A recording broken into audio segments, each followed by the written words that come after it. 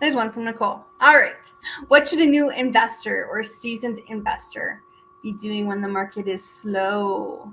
So what do we do when the market is slow, guys? We really look at what we're doing and whether or not it still works. So there was a time in our investing when it was investment for equity appreciation. Cash flow was negligible no matter what.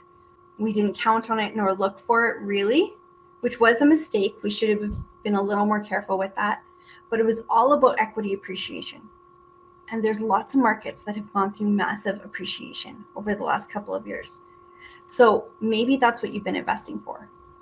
But do those same properties that have gone up so much in value and have this big swing, do they still serve you if they're no longer appreciating? Are they cash flowing? Are they paying for the life that you wanted? So what do you do, Nicole? For one, you evaluate whether or not what you've done in the past still works. Secondly, you normalize. So where does your business suck? What are you doing wrong? What are you doing that's taking you the most time, the most stress, the most anxiety? Is it your bookkeeping? Is it your accounting? Is it your rents, getting rents and getting leases back in place and getting renewals done on time? Is it the property management side of things? Even if you have a manager, is it still the property management side of things? Maybe those properties, you bought them and just rented them out.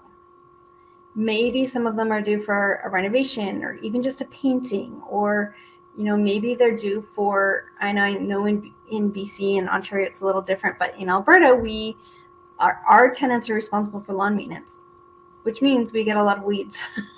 So do we need to go and organize for a contractor to go around the city and go to all of our properties and just weed and feed them?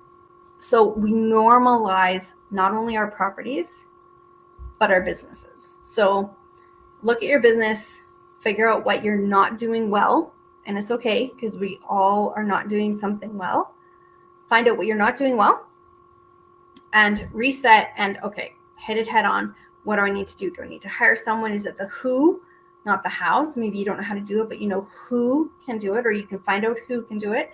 Is it hiring it out? Is it getting better at it in-house? Is it, getting some software, a system in place? What is it for you? So that's what we should be doing when the market is really slow.